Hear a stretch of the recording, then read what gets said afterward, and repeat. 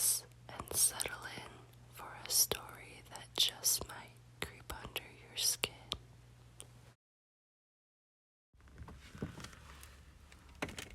Hey Mandi Maniacs, welcome back to another Spooky Storytime Sunday ASMR.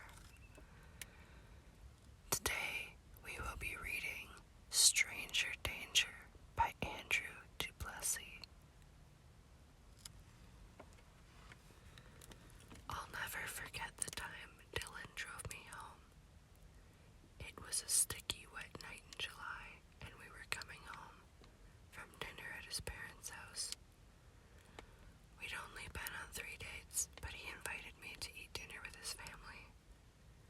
It felt like a big deal. I was so nervous my palms were sweating. Dinner turned out to be less awkward than I feared. Both of his parents were so welcoming. They served a big family-style dinner and spent hours telling stories about when Dylan was a kid. There was the time he rescued a bird and nursed it back to health in the garage, and the time he moved the entire lawn using a toy mower, and cried when he looked at his handiwork only to see all the grass had grown back. All of this confirmed what I already suspected. Dylan was a great guy. I was relieved I didn't have to share stories about my own upbringing. There weren't many to tell. At least none that my parents ever shared with me. They both worked a lot. I'd been raised by my babysitter.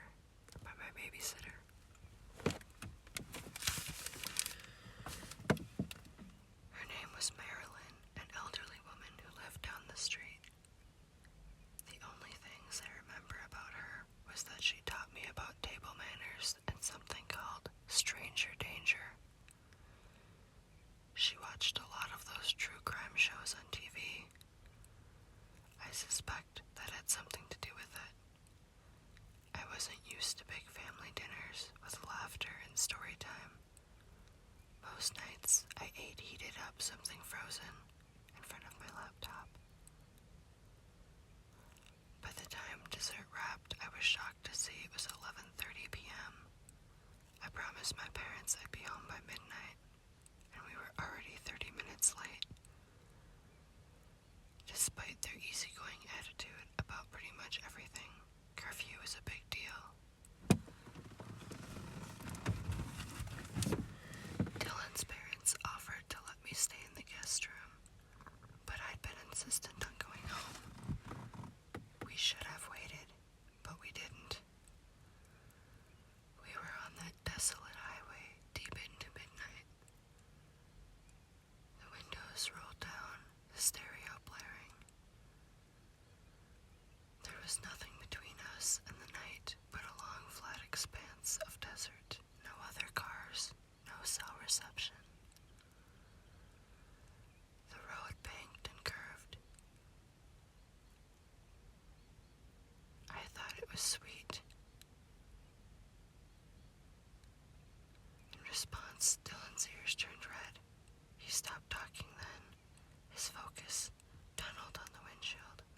I followed his gaze. There, something lay in the middle of the road, unmoving. It was huge and impossible to tell in the dark. Maybe a deer that had failed to outrace a truck.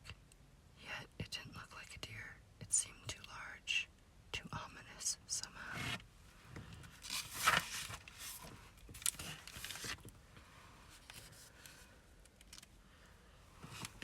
It moved, and as it did, it seemed to get larger and larger. I was suddenly sure that it wasn't a deer. Dylan slammed his foot to the floor. Hey, Dylan, what are you doing? I think she's hurt. The animal, I asked. I don't mean to be rude, but I'm already running late for curfew. I didn't tell him that this animal, or whatever it was, seriously creeped me out. I didn't want him, the animal lover, to think I was a bad person.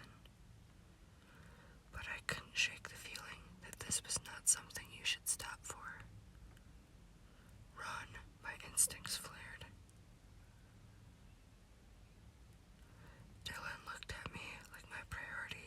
seriously out of whack. You should look again.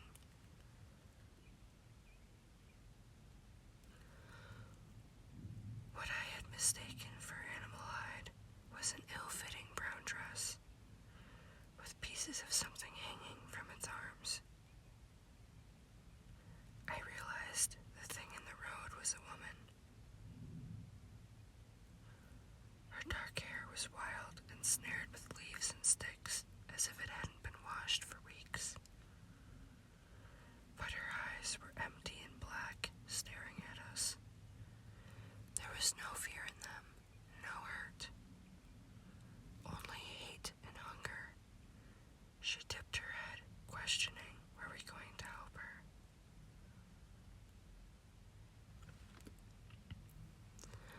I rolled my window up. Huge boulders sat on the right shoulder of the road. I imagined what could be behind them. This seemed like a trap, but maybe I was just being dramatic. Too many horror movies. If there was one thing I'd learned this evening, it was that Dylan was a good person. But something inside me told me to drive away immediately and never look back. Stranger danger. The thought echoed in my mind, like Marilyn herself had come back from the grave just to warn me. Dylan put the car into park. The shape began to move toward us. We need to go, I insisted, now. Are you kidding? Who knows when someone will come by again? He threw open his door and began to step out of the car. We're not just abandoning someone out here. I reached for his hand. Wait. But Dylan shook my hand off and gave me his perfect smile. Relax, I'll be right back. I took a deep breath. Of course, he was right. We couldn't just leave someone in the middle of nowhere.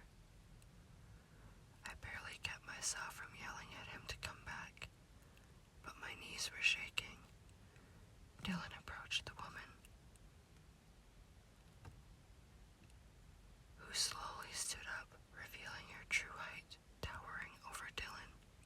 She must have been 8 feet tall. I'd never seen a human loom so large, if she was even human at all. Part of me almost flung my door open and dragged him back myself, but the bigger part of me was glued to the spot, knowing the only thing that separated me from it was a huge hunk of metal and a pane of glass.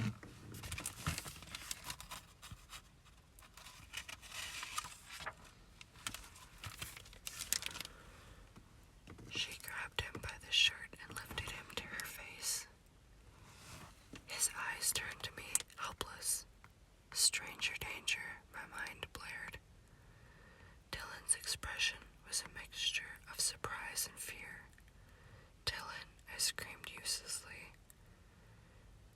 In one swift move, like a kid snarfing licorice, the creature devoured everything above Dylan's waist.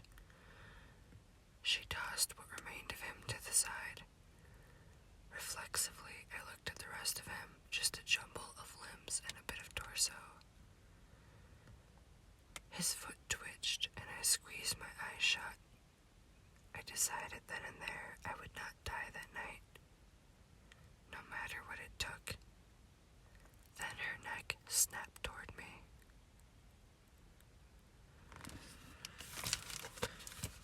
Wow, I feel that was a really good story with a great moral. Such a simple thing, but stranger danger. It's important. It's a really, really sick world out there. So, yeah, that story I really enjoyed. I like the moral of the story. I think it should never be forgotten. I hope you all enjoyed it as much as I did. Don't forget to like and follow or subscribe. I will see you back here next Sunday, and as always, keep on creeping. I hope you enjoyed the story. Remember to like and or subscribe. And I would absolutely love it if you would share this video with your friends, family, social media, or anyone that comes to mind to help me extend my reach.